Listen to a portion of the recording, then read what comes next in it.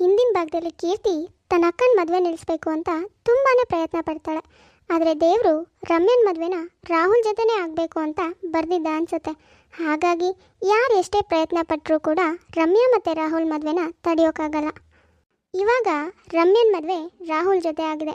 ಆದರೆ ರೇವತಿ ಕೀರ್ತಿ ಮನಸ್ಸಲ್ಲಿ ಉರಿತಾ ಇರೋ ಬೆಂಕಿಗೆ ಇನ್ನೂ ಸ್ವಲ್ಪ ತುಪ್ಪ ಸುರಿಯೋ ಕೆಲಸ ಮಾಡಿದ್ದಾಳೆ. ಕೀರ್ತಿ ಅಕ್ಕನ ಜೀವನದಲ್ಲಿ ಇನ್ನೂ ಏನೆಲ್ಲ ಮಾಡ್ತಾಳೆ ಅನ್ನೋದನ್ನ ಈ ಎಪಿಸೋಡ್ನಲ್ಲಿ ನೋಡೋಣ. ಮದುವೆ ಎಲ್ಲ ಮುಗಿದು ರಮ್ಯಾ ಗಂಡನ ಮನೆಗೆ ಹೋಗಿದ್ದಾಳೆ. ಆದರೆ ಅಲ್ಲಿರೋ ಅಕ್ಕನ ಜೀವನ ಹಾಳು ಮಾಡೋಕೆ ತಂಗಿ ಮನೇಲಿ ಕುತ್ಕೊಂಡು ಜೋರಾಗೆ ಪ್ಲಾನ್ ಮಾಡ್ತಿದ್ದಾಳೆ. ಅಲ್ಲ ಕಣೆ, ಏನಾದರೂ ಒಂದು ಮಾಡ್ತೀಯಾ ಅಂತ ನಾನು ಅನ್ಕೊಂಡಿದ್ರೆ ನೀನು ಮಾತ್ರ ಸುಮ್ಮನೆ ಬಾಯಿನಲ್ಲಿ ಮಾತ್ರ ಅಂತ ಇವಾಗ ಗೊತ್ತಾಗ್ತಾ ಇದೆ. ಆಂಟಿ, ಸುಮ್ಮನೆ ನನ್ನ ಪಿತ್ತ ನೆತ್ತಿಗೆರ್ಸ್ಬೇಡಿ, ಸ್ವಲ್ಪ ಹೊತ್ತು ಸುಮ್ಮನೆ ಇದ್ಬಿಡಿ. ಅಯ್ಯೋ, ನಿನ್ನ ಪಿತ್ತ ನೆತ್ತಿಗೆರ್ಸಿದ್ರೆ ಕಣೆ ನನ್ನ ಕೆಲಸ ಆಗೋದು. ಅಯ್ಯೋ ಅದಲ್ಲ ಕಣೆ ಕೀರ್ತಿ, ನೀನೇ ಯೋಚನೆ ಮಾಡು. ಅಷ್ಟು ದೊಡ್ಡ ಶ್ರೀಮಂತರ ಮನೆಗೆ ನಿನ್ನಕ್ಕ ಮದುವೆ ಆಗಿ ಸೊಸೆ ಆಗಿ ಹೋಗಿದ್ದಾಳೆ. ಇದನ್ನೆಲ್ಲ ನೋಡಿ ನಿನ್ನ ತಾಯಿ ಕೂಡ ತುಂಬಾ ಖುಷಿಪಟ್ಲು, ನಾನೇ ನೋಡಿಲ್ವಾ? ಅಲ್ಲ ಕಣೆ, ತಾನು ಹೆತ್ತ ಮಗಳು ಕಣ್ಣು ಎದುರಿಗೆ ಇದ್ರೂ ಕೂಡ ಒಂದು ಮರ್ಯಾದೆ ಇಲ್ಲ ನಿನಗೆ. ಅಂದರೆ ಏನು ನಿಮ್ಮ ಮಾತಿನ ಅರ್ಥ? ಏನಿಲ್ಲಮ್ಮ. ಅಲ್ಲ, ಇಷ್ಟು ದಿನ ನಿನ್ನ ಜೊತೆಗೆ ಇದ್ಲು ನಿನ್ನಕ್ಕ, ಆವಾಗಲೇ ಅವಳನ್ನ ತಲೆ ಮೇಲೆ ಹೊತ್ಕೊಂಡು ಮೆರೆಸ್ತಾ ಇದ್ರು. ಇವಾಗಲೂ ಅಷ್ಟು ದೊಡ್ಡ ಮನೆಗೆ ಸೊಸೆ ಆಗಿದ್ದಾಳೆ. ಇನ್ನು ತಲೆ ಮೇಲೆ ಹೊತ್ಕೊಳ್ಳೋದು ಬಿಡು, ಮಹಾರಾಣಿ ಥರ ನೋಡ್ಕೋತಾರೆ. ಆಮೇಲೆ ನೀನು ಅವಳನ್ನ ಸೇವೆ ಮಾಡಿಕೊಂಡು ಹಾಗೆ ಇರಬೇಕಾಗತ್ತೆ ನೋಡು. ಅದಕ್ಕೆ ಹೇಳ್ತಾ ಇರೋದು ನಿನಗೆ. ಸಾಕು, ಸುಮ್ಮನೆ ಇರಿ ಆಂಟಿ. ಅಷ್ಟು ಈಸಿಯಾಗಿ ಹಾಗಾಗೋಕೆ ನಾನು ಬಿಡ್ತೀನಾ? ಆ ಶ್ರೀಮಂತಿಕೆ ಎಲ್ಲ ನನಗೆ ಸೇರಬೇಕಾಗಿರೋದು. ಅದು ಹೆಂಗೆ ರಾಹುಲ್ಗೆ ರಮ್ಯಾ ಸರಿಯಾದ ಜೋಡಿ ಅಂತ ಎಲ್ಲರೂ ಅಂದ್ಕೊಂಡಿದ್ದಾರೋ ಅದೆಲ್ಲ ತಪ್ಪು ಅನ್ನೋ ಹಾಗೆ ನಾನು ಮಾಡ್ತೀನಿ. ಹೌದಮ್ಮ ಕೀರ್ತಿ, ಅವಳ ಜಾಗ ಎಲ್ಲನೂ ನಿಂದೆ. ಹುಡ್ದಾಗಿಂದ ತಾಯಿ ಪ್ರೀತಿನ ಕಳ್ಕೊಂಡೆ, ಆವಾಗಲೂ ನಿನ್ನ ಜಾಗನ ಕಿತ್ಕೊಂಡ್ಲು. ಬೆಳೀತಾ ಬೆಳೀತಾ ಹೇಳೋದೇ ಬೇಡ ನೀನೇನೇನೆಲ್ಲ ಕಳ್ಕೊಂಡಿದ್ಯಾ ಅಂತ. ಆದರೆ ಇವಾಗ ನಿನ್ನ ನೋಡೋಕೆ ಬಂದಿರೋ ಹುಡುಗ ಅವಳನ್ನ ಒಪ್ಕೊಂಡು ಹೋಗಿದ್ದಾನೆ. ಅಂದರೆ ನಿನ್ನ ಜಾಗನ ಇವಾಗಲೂ ಕಿತ್ಕೊಂಡ್ಲು ಅಂತ ತಾನೇ ಅರ್ಥ. ಒಟ್ಟಿನಲ್ಲಿ ಹೇಳಬೇಕು ಅಂದರೆ ನಿನಗೆ ಯಾವುದೂ ಸಿಕ್ಕಿಲ್ಲ. ನಿನ್ನ ಹಣೆ ಬರದಲ್ಲಿ ಪಡ್ಕೊಂಡಿರೋದಕ್ಕಿಂತ ಕಳ್ಕೊಂಡಿರೋದೇ ಹೆಚ್ಚು, ಹೌದು ತಾನೇ? ಕಳ್ಕೊಂಡಿರೋದನ್ನೆಲ್ಲ ಹೇಗೆ ಪಡ್ಕೋಬೇಕು ಅಂತ ನನಗೆ ಚೆನ್ನಾಗಿ ಗೊತ್ತಿದೆ ಆಂಟಿ. ನನ್ನ ಜಾಗಕ್ಕೆ ನಿನ್ನ ತಾಯಿ ಹೇಗೆ ಬಂದಿದ್ದಾಳೋ ಹಾಗೆ ನಿನ್ನ ಅಕ್ಕನ ಜಾಗಕ್ಕೆ ನೀನು ಹೋಗಬೇಕು. ಹೋಗ್ತೀಯೋ ಇಲ್ವೋ ಗೊತ್ತಿಲ್ಲ, ಆದರೆ ನಿನ್ನ ಮನೇಲಿರೋ ನೆಮ್ಮದಿನ ಮಾತ್ರ ಖಂಡಿತವಾಗ್ಲೂ ನೀನು ಹಾಳು ಮಾಡ್ತೀಯ. ಅಷ್ಟು ಸಾಕು ನನಗೆ. ಪಾಪ ರಮ್ಯಾ ಕೀರ್ತಿನ ತನ್ನ ಸ್ವಂತ ತಂಗಿ ಥರನೇ ನೋಡ್ಕೊಳ್ತಿರ್ತಾಳೆ. ಆದರೆ ಕೀರ್ತಿ ಮಾತ್ರ ರೇವತಿ ಮಾತು ಕೇಳಿ ರಮ್ಯಾನಿಂದನೇ ನನ್ನ ಲೈಫ್ ಹಾಳಾಗಿದೆ, ಎಲ್ಲನೂ ಕಳ್ಕೊಂಡಿದ್ದೀನಿ ಅಂತ ತಿಳ್ಕೊಂಡಿರ್ತಾಳೆ. ಅಕ್ಕನ ಜೀವನ ಸುಖವಾಗಿರಲಿ ಅಂತ ಬಯಸೋದು ಬಿಟ್ಟು ಆ ಜೀವನನ ಹೇಗೆ ಹಾಳು ಮಾಡೋದು ಅಂತ ಯೋಚನೆ ಮಾಡ್ತಾ ಇರ್ತಾಳೆ. ತನ್ನ ಮಗಳ ಮನಸ್ಸಲ್ಲಿ ಹೀಗೆಲ್ಲ ದುರಾಲೋಚನೆ ಇದೆ ಅನ್ನೋದು ಶ್ರೀಮತಿ ಕೂಡ ಗೊತ್ತೇ ಇರಲ್ಲ. ಒಂದಿನ ಕೀರ್ತಿ, ಶ್ರೀಮತಿ ಮತ್ತು ರವಿ 3 ಜನನು ರಮ್ಯನ ಗಂಡನ ಮನೆಗೆ ಬರ್ತಾರೆ. ಓ ಬೀಗ್ರೆ, ಬನ್ನಿ ಬನ್ನಿ. ರಮ್ಯಾ, ಯಾರು ಬಂದಿದ್ದಾರೆ ನೋಡು, ಬಾಯಿಲಿ. ಅಮ್ಮ, ಅಪ್ಪ, ಹೇಗಿದ್ದೀರಾ? ಕೀರ್ತಿ, ಹೇಗಿದೆಯಾ? ಚೆನ್ನಾಗಿದ್ದೀರಾ ಎಲ್ಲರೂ? ನಾವೆಲ್ಲರೂ ಚೆನ್ನಾಗಿದ್ದೀವಿ ಮಗಳೇ, ನೀನು ಹೇಗಿದೆಯಾ? ಅಳಿಯಂದ್ರು ಹೇಗಿದ್ದಾರೆ? ಎಲ್ಲರೂ ಚೆನ್ನಾಗಿದ್ದೀವಿ ಅಮ್ಮ. ಬನ್ನಿ ಊಟ ಮಾಡೋಣ, ಅಡುಗೆ ಎಲ್ಲ ರೆಡಿ ಮಾಡಿದ್ದೀನಿ. ಬೇಡಮ್ಮ, ನಾವಿಲ್ಲೇ ಸಿಟಿ ಕಡೆ ಬಂದಿದ್ವಿ, ಹಾಗೆ ನಿನ್ನ ನೋಡ್ಕೊಂಡು ಹೋಗೋಣ ಅಂತ ಈ ಕಡೆ ಬಂದ್ವಿ. ಹೌದಾ, ಪರವಾಗಿಲ್ಲ ಅಮ್ಮ, ಸ್ವಲ್ಪ ಸ್ವಲ್ಪ ಊಟ ಮಾಡಿ ಬನ್ನಿ. ಬೇಡಮ್ಮ ರಮ್ಯಾ, ಬರುವಾಗ ತಾನೇ ಊಟ ಮಾಡ್ಕೊಂಡು ಬಂದ್ವಿ. ಇನ್ನೊಂದಿನ ಮತ್ತೆ ಬರ್ತೀವಲ್ಲ, ಅವಾಗ ಊಟ ಮಾಡ್ಕೊಂಡು ಹೋಗ್ತೀವಿ. ಅಂದರೆ ನೀವಿವಾಗ ಹೋಗೋರಾ?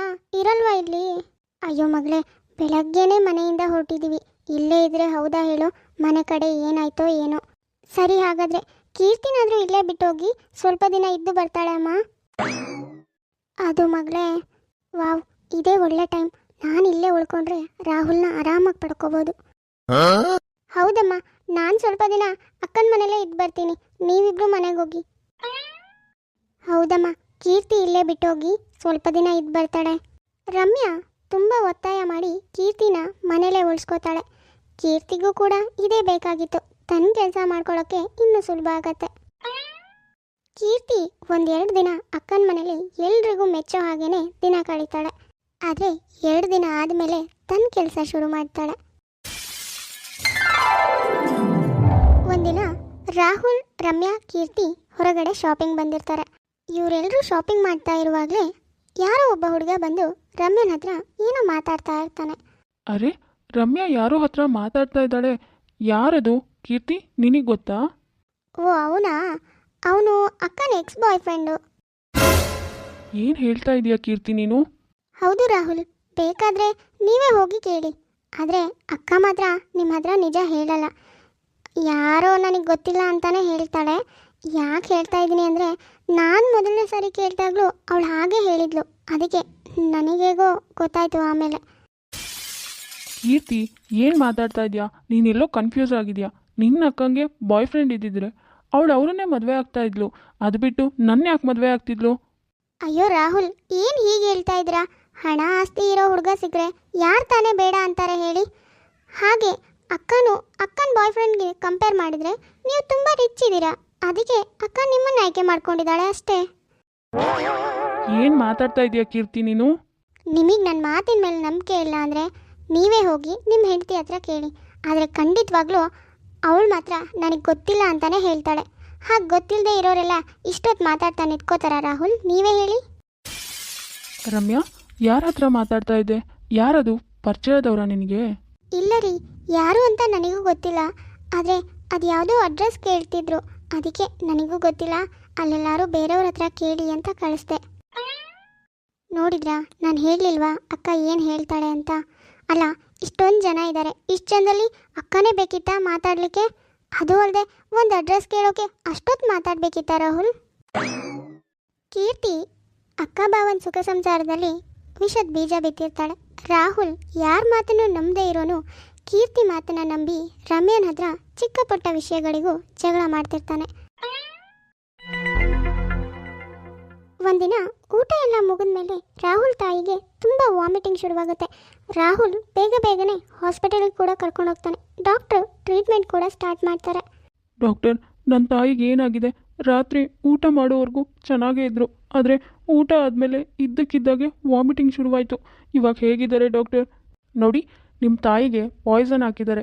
ಐ ಥಿಂಕ್ ಅದು ಫುಡ್ನಲ್ಲೇ ಮಿಕ್ಸ್ ಆಗಿದೆ ಅನಿಸುತ್ತೆ. ಹಾಗಾಗಿನೇ ಊಟ ಎಲ್ಲ ಆದಮೇಲೆ ಶುರುವಾಗಿದೆ ವಾಮಿಟಿಂಗ್. ನಮ್ಮ ಪ್ರಯತ್ನ ನಾವು ಮಾಡ್ತಿದ್ದೀವಿ, ಮಿಕ್ಕಿದ್ದು ಆ ದೇವ್ರಿಗೆ ಬಿಟ್ಟಿದ್ದು. ಏನು ಹೇಳ್ತಾ ಇದ್ದೀರಾ ಡಾಕ್ಟರ್ ನೀವು? ಅಂದರೆ ಯಾರೋ ಅವ್ರು ಮಾಡೋ ಊಟದಲ್ಲಿ ಪಾಯ್ಸನ್ ಮಿಕ್ಸ್ ಮಾಡಿದ್ದೀವಿ ಅಂತ ನೀವು ಹೇಳ್ತಾ ಇರೋದಾ ಡಾಕ್ಟರ್? ಹೌದು ಮೇಡಮ್, ತಿನ್ನೋ ಊಟದಲ್ಲಿ ಪಾಯ್ಸನ್ ಮಿಕ್ಸ್ ಆಗಿದೆ. ಅದಕ್ಕೆ ಹೀಗೆ ವಾಮಿಟಿಂಗ್ ಎಲ್ಲ ಸ್ಟಾರ್ಟ್ ಆಗಿರೋದವರಿಗೆ. ನಮ್ಮ ಪ್ರಯತ್ನ ನಾವು ಮಾಡ್ತೀವಿ, ಇನ್ನೆಲ್ಲ ಆ ದೇವ್ರಿಗೆ ಬಿಟ್ಟಿದ್ದು. ಅಲ್ಲ ರಾಹುಲ್, ಯಾವಾಗಲೂ ಅತ್ತೆಗೆ ಅಕ್ಕನೇ ತಾನೇ ಊಟ ತಗೊಂಡೋಗಿ ಕೊಡೋದು. ಅಂದರೆ ಅತ್ತೆಗೆ ಪಾಯ್ಸನ್ ಅಕ್ಕನೇ ಹಾಕಿದಾಳೆ ಅಂತ ಡಾಕ್ಟರ್ ಹೇಳ್ತಿರೋದಾ? ಕೀರ್ತಿ, ನೀನೇನು ಮಾತಾಡ್ತಿದ್ಯಾ? ನಾನು ಯಾಕೆ ಅತ್ತೆಗೆ ಹಾಗೆ ಮಾಡಲಿ? ನೀನು ಯಾಕೆ ಹೀಗೆ ಹೇಳ್ತಿದ್ಯಾ? ಅಯ್ಯೋ, ನಾನು ನಿನಗೆ ಹೇಳಲಿಲ್ಲ ಅಕ್ಕ, ಡಾಕ್ಟರ್ ಹೇಳಿದ್ರಲ್ಲ ಅದನ್ನು ಹೇಳಿದೆ ಅಷ್ಟೇ. ಕೀರ್ತಿ ಸರಿಯಾಗೇ ಹೇಳ್ತಿದ್ದಾಳೆ. ಯಾವಾಗಲೂ ಅಮ್ಮಂಗೆ ನೀನೇ ತಾನೇ ಊಟ ತೊಗೊಂಡೋಗಿ ಕೊಡೋದು, ಬೇರೆ ಯಾರೂ ಕೊಡಲ್ಲ. ಹಾಗಿದ್ದಾಗ ಅಮ್ಮನ ಊಟಕ್ಕೆ ವಿಷ ಕೂಡ ನೀನೇ ಹಾಕಿರ್ತೀಯ. ಅಯ್ಯೋ, ಇದೇನು ಮಾತಾಡ್ತಾ ಇದ್ದೀರಾ ರಾಹುಲ್ ನೀವು? ನಾನು ಯಾಕೆ ಹಾಗೆ ಮಾಡಲಿ? ಯಾಕೆ ಏನೇನೋ ಯೋಚನೆ ಮಾಡ್ತಿದ್ದೀರಾ ನೀವು? ಏ ಸಾಕು, ಬಾಯಿ ಮುಚ್ಚು. ಇನ್ನು ಎಷ್ಟು ಅಂತ ಒಳ್ಳೆಯವ್ರ ಥರ ನಾಟಕ ಆಡ್ತೀಯ? ನೋಡು, ನನ್ನ ತಾಯಿಗೇನಾದರೂ ಆಗಬೇಕು, ನಿನ್ನ ಮಾತ್ರ ಜೀವಂತವಾಗಿ ಉಳಿಸಲ್ಲ, ನೆನ್ಪಿಟ್ಕೋ. ಕೀರ್ತಿಯಿಂದ ರಾಹುಲ್ ಮತ್ತು ರಮ್ಯನ್ ನಡುವೆ ದಿನಾಲೂ ಯಾವುದಾದ್ರೂ ವಿಷಯಕ್ಕೆ ಜಗಳ ನಡೀತಾನೆ ಇರುತ್ತೆ. ಗಂಡ ಹೆಂಡತಿ ಸಂಸಾರದಲ್ಲಿ ಬಿರುಕು ಮೂಡಿರುತ್ತೆ. ಗಂಡ ಹೆಂಡತಿ ಈ ಜಗಳದಲ್ಲೇ ಸ್ವಲ್ಪ ದಿನಗಳೇ ಕಳೆದೋಗುತ್ತೆ. ಒಂದಿನ ರಾಹುಲ್ ಹೆಸರಿನಲ್ಲಿ ಮನೆಗೆ ಒಂದು ಪೋಸ್ಟ್ ಬರುತ್ತೆ. ಆ ಪೋಸ್ಟ್ ನೋಡಿ ಮನೇಲಿ ಎಲ್ಲರೂ ಶಾಕ್ ಆಗ್ತಾರೆ. ಆ ಪೋಸ್ಟ್ ಎಲ್ಲಿಂದ ಬಂದಿರೋದು, ಇವ್ರ ಮನೆಗೆ ಯಾಕೆ ಬಂದಿದೆ, ಇವರೆಲ್ಲರೂ ಅದನ್ನ ನೋಡಿ ಯಾಕೆ ಶಾಕ್ ಆಗಿದ್ದಾರೆ, ಮುಂದೆ ರಮ್ಯನ್ ಸಂಸಾರ ಏನಾಗತ್ತೆ, ಕೀರ್ತಿಗೆ ತಾನು ಮಾಡ್ತಿರೋದೆಲ್ಲ ತಪ್ಪು ಅಂತ ಅರಿವಾಗತ್ತಾ ಅನ್ನೋದನ್ನ ನೆಕ್ಸ್ಟ್ ಎಪಿಸೋಡ್ನಲ್ಲಿ ನೋಡೋಣ. ಸುಹಾಸಿನಿ ಅನ್ನೋರು ಕಮೆಂಟ್ ಮಾಡಿದರು, ಇವತ್ತು ಅವ್ರ ಹಸ್ಬೆಂಡ್ ಬರ್ಡೇ ಅಂತೆ, ವಿಶ್ ಮಾಡಿ ಅಕ್ಕ ಅಂತ ಹೇಳಿದರು. Hi Ravi, wish you many more happy returns of the day. ಯಾವಾಗಲೂ ಖುಷಿಯಾಗಿರಿ, ಹಾಗೆ ನಿಮ್ಮ ಸಪೋರ್ಟ್ ಮುಂದೆ ಕೂಡ ಹೀಗೆ ನಮ್ಗೆ ಸಿಗ್ತಾ ಇರಲಿ. Thank you. ಹಾಗೆ ಇಲ್ಲಿವರೆಗೂ ಯಾರ್ಯಾರು ನನಗೆ ಸಪೋರ್ಟ್ ಮಾಡ್ಕೊಂಡು ಬಂದಿದ್ರೋ ನಿಮಗೆಲ್ಲ ತುಂಬ ಥ್ಯಾಂಕ್ಸ್. ನಿಮ್ಮ ಸಪೋರ್ಟ್ ಹೀಗೆ ಮುಂದೆ ಕೂಡ ಇರಲಿ. ಎಲ್ಲರೂ ಕಮೆಂಟ್ ಮಾಡಿರ್ತೀರ. ಸೀರಿಯಸ್ಲಿ ಆ ಕಮೆಂಟ್ ನೋಡಿದಾಗ ನನಗೆ ತುಂಬ ಖುಷಿಯಾಗುತ್ತೆ. ಆ ಕಮೆಂಟ್ ನೋಡಿಬಿಟ್ಟೆ ಮತ್ತೆ ವಿಡಿಯೋ ಮಾಡೋಣ ಅನಿಸುತ್ತೆ. So thank you so much your comment. ಇವತ್ತಿನ ನಮ್ಮ ವಿಡಿಯೋ ಸ್ವಲ್ಪನಾದರೂ ಇಷ್ಟ ಆಗಿದ್ರೆ ಪ್ಲೀಸ್ ನಮ್ಮ ಚಾನಲ್ನ ಸಬ್ಸ್ಕ್ರೈಬ್ ಮಾಡ್ಕೊಳ್ಳಿ, ಲೈಕ್ ಮಾಡಿ, ಶೇರ್ ಮಾಡಿ, ಹಾಗೆ ಕಮೆಂಟ್ ಮಾಡಿ. ತುಂಬ ಜನ ಹಾಗೆ ವೀಡಿಯೋಸ್ ನೋಡ್ತಾ ಇದ್ದಾರೆ. ಯಾರ್ಯಾರು ಹಾಗೆ ವೀಡಿಯೋಸ್ ನೋಡ್ತಾ ಇದ್ರೋ ದಯವಿಟ್ಟು ಸಬ್ಸ್ಕ್ರೈಬ್ ಮಾಡ್ಕೊಳ್ಳಿ. ಸರಿ ವೀಕ್ಷಕರೇ, ನಾನಿನ್ನ ಹೊರಡ್ತೀನಿ. ನೆಕ್ಸ್ಟ್ ವೀಡಿಯೋದಲ್ಲಿ ಮತ್ತೆ ಸಿಗೋಣ.